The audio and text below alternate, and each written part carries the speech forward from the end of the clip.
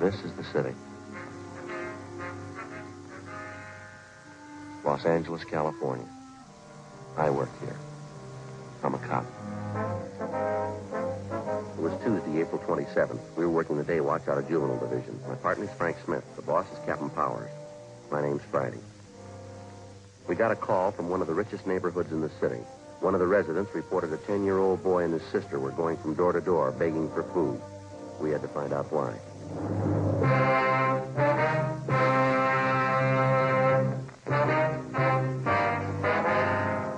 Just what I was telling you on the phone. A 10-year-old boy and his sister covering the neighborhood begging for food. You ready to go? Yeah, you arranged for a policewoman? Just did. Kids are supposed to come from a wealthy family. Huh? Enough money to live in the best part of town. Doesn't make sense. Sounds like a gag. Not according to the neighbor who phoned in. Yeah. She says the kids are half starved.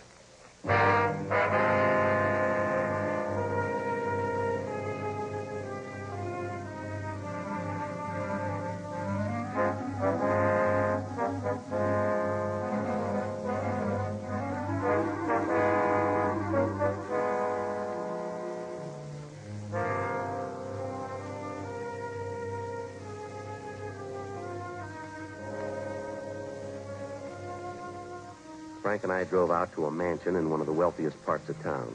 The other homes in the neighborhood were just as large, $50,000 and up. It was the last place in the city that you'd expect to find neighborhood children begging for food.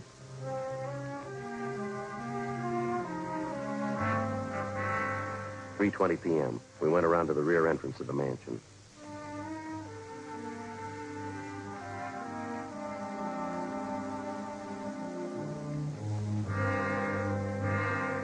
We located the woman who'd called in the complaint, a Miss Jeanette Behan. She was employed as a laundress and cook by the owners of the house. They are from the house next door, officers. The children. As I explained on the phone. A boy about 10 years. A girl, 6 years old, I guess. Which side do they live on, Miss Behan? The house on the corner? No, the other side. Up here. Brown and white house. Are the children there now, do you know? No, but they were here this afternoon again. Here to the back door. Asking for something to eat. I do not understand it. Something must be wrong. Have they been around often, Miss Behan? 2 or 3 days. Maybe 4 days. At first, I thought they were fooling. But they were not. I gave them cookies, sandwiches. They were very hungry. They ate like they were starving. The little girl saved their cookies. She took them home with her. How about their parents? They home now? Excuse me. The potash.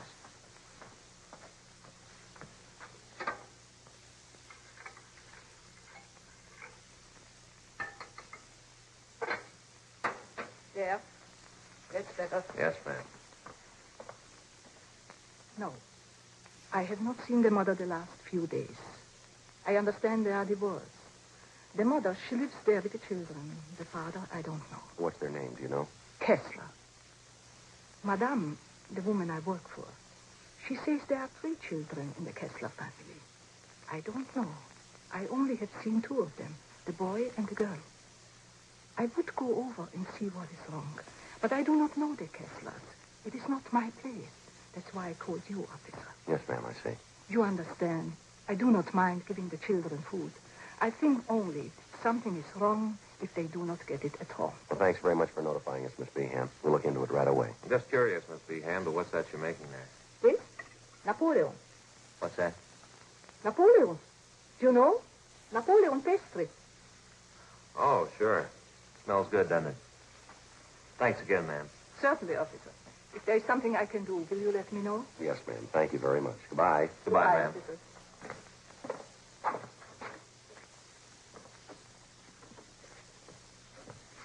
You know, it's funny, Joe. What's that? Those Spanish women make fine cooks, don't they? Spanish. You sounded Viennese to me. Oh, sure. French pastry.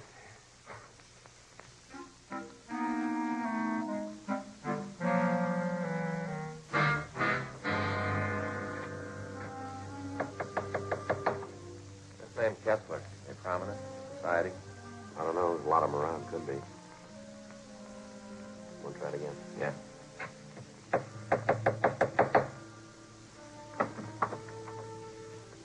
Yes, Your name Kessler? Yeah, I'm Richard. My mother's not home. Maybe you can come back tomorrow. We're police officers, son. I'd like to come in and talk to you if it'd be all right. Yeah, I guess that's all right. Would you come in, please? Thank you.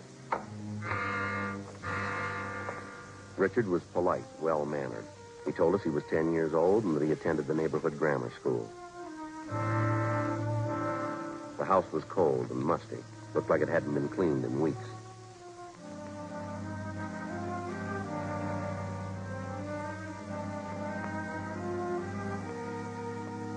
The boy showed us back to the kitchen where he was warming a can of soup that he'd borrowed from a neighbor. What do you want to talk to me about, officers? I haven't done anything wrong. We know that, son. We'd just like to find out how you've been getting along. Well, I've been getting along all right. I got 2 A's and 4 B's on my report card last month. Mm-hmm. Where's your sister, Dick? Judy? Oh, she's just down the street. She'll be back in a minute. Well, how about your mother? Where's she? Oh, she's out, too. She'll be back. When do you expect her, son? Pretty soon. She'll be coming back pretty soon. Now, your sister, Judy, she's younger than you are, isn't she, Dick? Yeah, she's 6. I'm 10. Any other grown-ups live here with you besides your mother? No, Mom takes care of us. She'll be coming back pretty soon. I'd like to have you tell us the truth on this, son. How long's she been gone? I don't know. It's probably important. It's taken her a long time. If you come back tomorrow, she'll probably be here. When's the last time you saw her, son? Son, how about it? A couple days ago. Well, this is Tuesday. You mean she left the house Sunday? No, last Friday night she went out. She said she'd be back. I don't know. Did she say where she was going, son? No, but her boyfriend was here, Larry. I don't know his last name. She went out with him to a party, I think. I don't know. She'll be back all right. Did she leave anyone to take care of you? No, we could take care of ourselves. Nobody fixed the cooking, though. Yeah, I better take a look at that soup. I'll get it, son. Has your mother ever gone off like this and left you before, son? Maybe once or twice. She never stayed away this long, though. What's the matter, son? Well, it's Johnny, officer. Johnny hasn't eaten very much. He must be hungry by now. I was fixing the soup for him. Where is Johnny? In the nursery. He's got a bad cold. Mom knew Johnny was sick. That's why I've been wondering. She hasn't been back yet. I don't think Johnny's feeling well. Well, how long has he had this cold, son? A couple days before Friday, before Mom left. Mm-hmm. How old is he? Oh, Johnny? He's just a little kid. He won't be 2 years old till July. I've been wondering about him. At first, he coughed a lot. I've been feeding him milk and potato chips, same as Judy and I have. I don't know. Mind if we take a look at him, son? Yeah, all right if you want.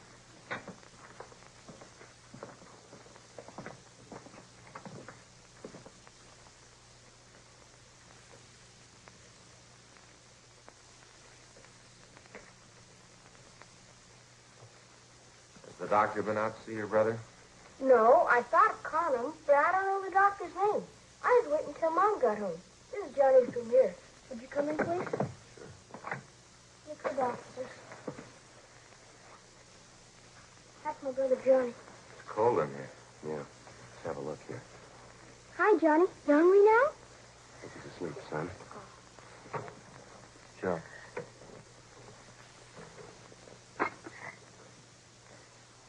Yeah, look at his eyes. Yeah, better get an ambulance. Tell him to hurry. Right. What's the matter, officer? What about Johnny's eyes? He'll be all right, son. He's been acting awful quiet, hardly moving around at all. Most of the time, he's jumping around the crib like anything. Has anyone at all been in here to see him since Friday? Yes, sir. My sister Judy and I. We change his diapers and give him something to eat. I see. Gee, I wish Mom would get home. I'd sure like to talk to her. Yes, son, so would I.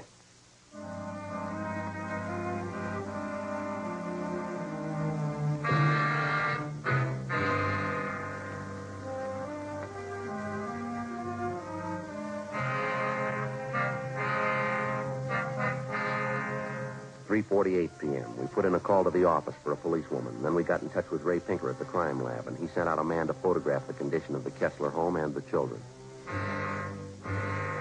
The ambulance arrived, and little Johnny Kessler was taken to the general hospital in a critical condition.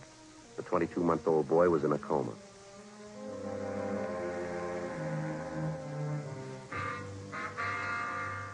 Richard Kessler and his sister Judy were taken to Georgia Street Juvenile Division and then transferred to Juvenile Hall. They were placed under protective custody, Section 700 Sub B, Welfare and Institution Code. They were held at Juvenile Hall, Lathrop Cottage, segregated from the delinquent juveniles in the adjoining building.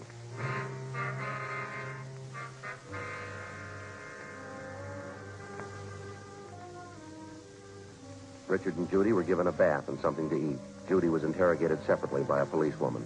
Frank and I talked to the boy, Richard. After a few minutes, he broke down and admitted that his mother had gone off and left the children alone on at least a half a dozen occasions. He told us his parents were divorced. He rarely saw his father, but his mother had had 2 or 3 boyfriends at the house during the past year. He also told us that his mother drank quite a bit. But she's never been gone this long, officer. Maybe she's out somewhere and has no way to get home. We'll find her, all right, son. Don't you worry about it. Now, this boyfriend of your mother's son, his first name's Larry. Is that all you can tell us? Yes, sir. I don't know his last name. Are you going to keep us here all night, Judy and I? Well, it's just for a day or so, son. They'll take good care of you. Where'd they take Judy? She's right next door. You can see her in a minute. I'd like to see her right now if I could. I'm worried about her. All right, son. I'll see what I can do. Now about my brother Johnny. I'd like to take care of myself if I could. He gets pretty fussy around strangers. Well, they've got him over at the hospital, son. They'll take good care of him. You can count on that. I don't know, officer. He gets pretty fussy. All right, we'll see if we can fix that up for you, too. Now, there's one thing I'd like to know, Dick. Do you have any relatives in Los Angeles? Any aunts, uncles, anyone like that? No, just my father, but I don't know where he lives. A nurse used to take care of us, Mrs. McIntosh. She was swell, but Mom fired her. Oh, how'd that happen? Would you know? No, I don't know. Maybe Mom was drinking. Miss McIntosh got mad at her. They had a big fight. Then Mom fired her. Now, this Mrs. McIntosh, do you know where you can find her? No, sir, I don't. Now, how about the other boyfriends your mother had, Dick? Do you remember any of their names? No, one of them was George something. I don't remember the other one. Joe? Yeah. See you a minute. Sure. Excuse me, I'll be right back, son.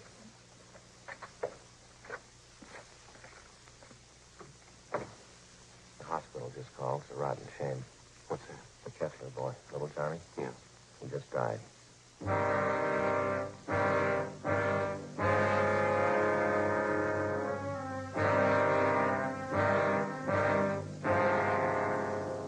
John Albert Kessler, white male American, age 22 months.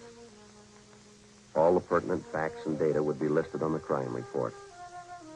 If and when the case was closed, the report would be filed away. Wouldn't be any different from 1,000 other dead body reports. The same size, the same color, the same number in the lower left-hand corner. In the course of 10 or 20 years on the job, a police officer sees a lot of them. Most of them he forgets. A few of them he never forgets.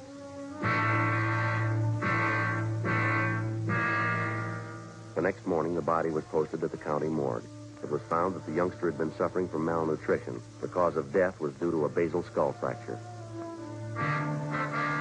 Homicide detail was notified. The search for the mother, Mrs. Jean Kessler, went on. We talked to her neighbors, all her friends that we could locate. We checked out an address book we found in Mrs. Kessler's personal effects. No luck. We got out a broadcast in an APB. Thursday, April 29th. Anything? Another blank. I was just thinking, Joe, the 2 kids, Richard and Judy. You think it might have happened that way? What do you mean? Well, they were taking care of little Johnny. They might have had an accident with him and afraid to tell us. Well, it's a possibility.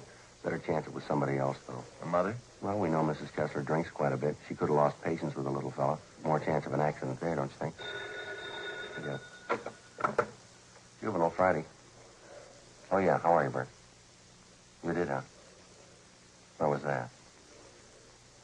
I see. Yeah, you bet it does. Thanks very much, Bert. Bye. Might be something. Yeah. Woman answering Mrs. Kessler's description checked into a hotel on South Hope last night. Still registered? Checked out early this morning. She left a sport coat in the room. Yeah. Blood stains on it.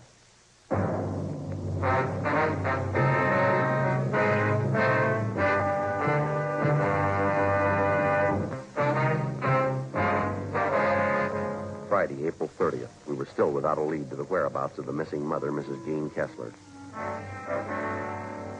The blood-stained coat which had been found in the South Hope Street Hotel was shown to Mrs. Kessler's friends. They identified it as belonging to the missing woman. We showed the coat to Mrs. Kessler's children, Richard and Judy. They recognized it as belonging to their mother. Routine investigation of the hotel room failed to uncover any further leads. We got out a supplementary APB, and then we started rechecking with the Kessler woman's friends and acquaintances. We found nothing.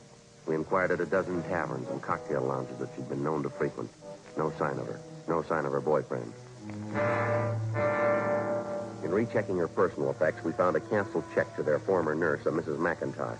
The endorsement carried her address. We checked it out. She'd moved. We traced her to her forwarding address. There, we were told that she had a new job as a nursemaid with a family living in the Los Feliz district. We called there and talked to Mrs. McIntosh. She told us that she was just leaving the house with two of the children for an outing in Griffith Park. We made arrangements to meet with her there.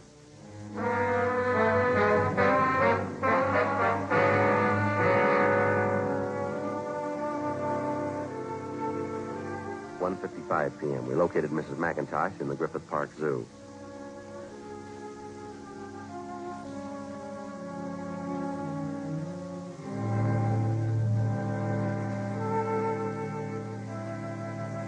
I read about it in the paper, Sergeant, about Johnny. I didn't know you wanted to talk to me. I would have called in if I did. We're still trying to locate the mother, Mrs. McIntosh. Can you help us out there? I don't know. Have you asked her those places she used to go to all the time, where she used to drink? Yes, ma'am, we have. They couldn't help us. Did you know any of Mrs. Kessler's boyfriends, the ones that came to the house? Yes, I knew all of them. Donald, don't you wander off now. Same for you, Patsy. Stay close. Now, the boy Richard was telling us about one of the boyfriends, ma'am. Name's Larry. Oh, yes. Donald, you heard what I said. Stay close. Yes, I knew that, Larry. Do you remember what his last name was, ma'am? Yes, Carpenter. Some kind of an actor in the movies, I think. Larry Carpenter. You know where he lives? No. I think he had an apartment in Hollywood. I wouldn't know the address. What kind of a man is this Carpenter? I mean, his temperament, things like that. Lazy. I don't know how much money Mrs. Kessler spent on him. Did the two of them ever argue? Did they ever have any fights, would you know? All the time. He had a terrible temper. Did he ever strike Miss Kessler? Oh, yes. I saw it happen several times. How did this Carpenter act toward the children, Mrs. McIntosh? Indifferent, I guess. They annoyed him sometimes. Lord only knows what happened after I left. And that was after you had the argument with Mrs. Kessler. Yes, it was about her drinking and her boyfriends and all the rest.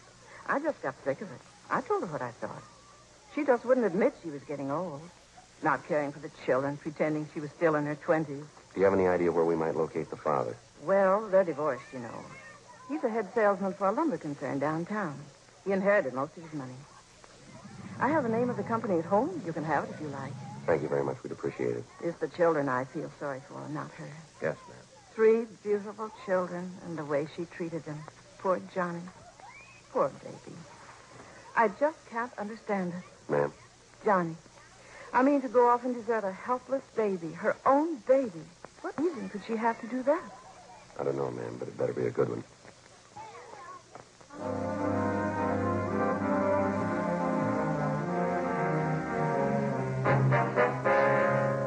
Friday, 4 p.m. Mrs. McIntosh called us at the office and gave us the business address of the missing woman's ex-husband, Richard Lane Kessler. We went there to see him, but they told us that Kessler was away on a week's vacation. They had no idea where to contact him, but he was expected back in a few days. We called Central Casting and asked them to check their talent list for an actor by the name of Larry Carpenter. They had no such name listed. Saturday, May 1st. The Kessler children, Richard and Judy, remained in the custody of juvenile authorities. The search for their mother continued. Inquiries at the morgue, the city hospitals, and the drunk tank at the main jail still failed to turn up the missing woman. We checked again at the different places he used to patronize. No one had seen her. 4:30 p.m., we checked in at the office.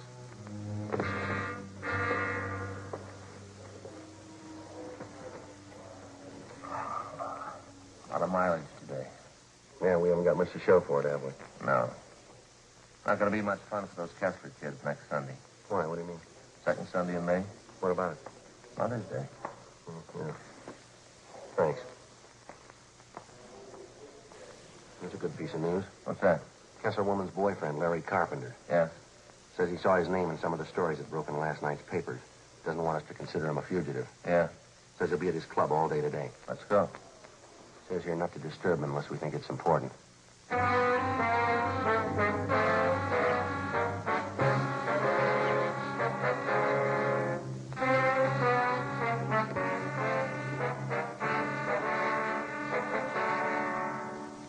.25 p.m. Frank and I located Larry Carpenter in his club, back in one of the card rooms. Now, look, I told that cop when I called in, you weren't supposed to contact me here unless it was important. That little Kessler boy is dead, Carpenter. We think that's pretty important. But I don't know anything about that. You didn't have to interrupt me. That's an important man I was playing with.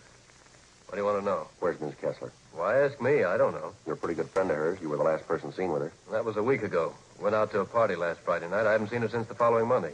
Yeah, last Monday. I'm through with her anyway. What do you mean? Well, I got sick of her, that's all. Pawing all over me, asking me to marry her. I just got sick of her. It wasn't worth it. You took money from her? Yeah, a little bit to tide me over. She had plenty. Why not? Where'd you last see her? I can give you the address, but keep your voices down, will you? I wouldn't like this stuff to get around the club. Were you at another hotel with Mrs. Kessler last week? Yeah, on South Hope, around 9th Street, I think. That's where you found her coat, huh? What do you got to say about that? The bloodstains? Sure. Crazy dame. I told her I was through with her, and she tried to hit me with a bottle. Cut herself. I tell you, it just wasn't worth it, that's all. Yeah, well, I guess you can prove everything you're telling us, huh? Of course I can prove it. It's the truth. What about the little boy? How'd that happen? I didn't have anything to do with it. It wasn't my fault. How'd it happen? It was that Friday night, just before we left the house. The old lady and I were having a few drinks. She put the little kid to bed, but he wouldn't stay there. He kept getting out of bed and pestering us. All right, go on. She finally took the kid, gave him a good spanking, and threw him back in bed. I think he hit his head on one of the posts in the crib. Why didn't you do something about it? I told her, but she said it was nothing. It didn't matter. We got our coats and left, that's all. Kids were all right when we left. You mean all the times you and Mrs. Kessler went out, you knew those children were left alone in that house, huh? Yeah, well, she's the mother, not me. Now, look, I kept this game waiting long enough. Yeah, well, it's going to wait a little longer. Come on.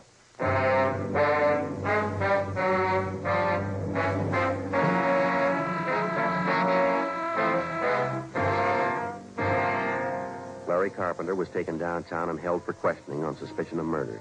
He gave us the address of the hotel where he'd last seen Mrs. Kessler. Frank and I checked out the address. The desk clerk told us that a woman answering Mrs. Kessler's description was registered in a room on the second floor. Boy, they sure like their music here, don't they? Yeah.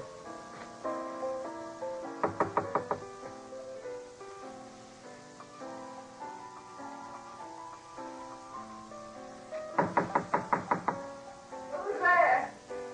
Who is it?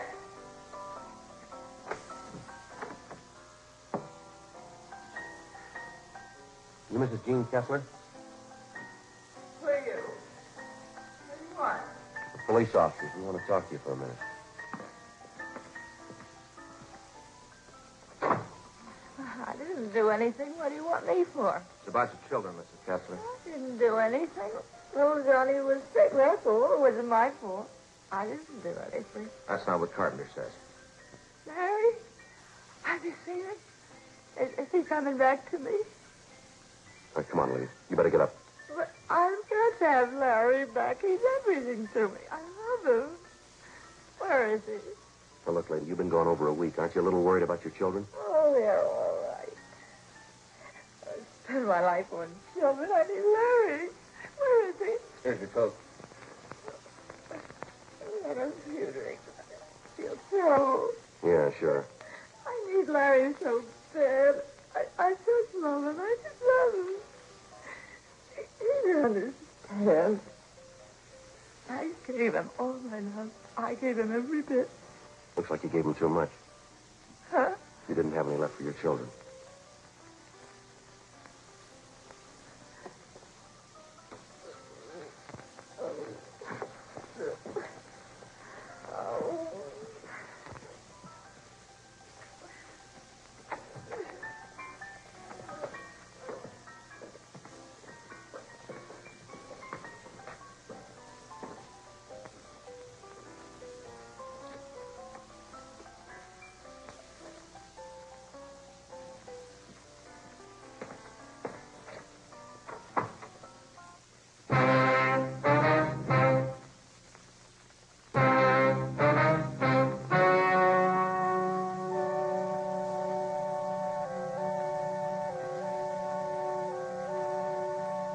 On July 2nd, trial was held in Department 87, Superior Court of the State of California, in and for the County of Los Angeles.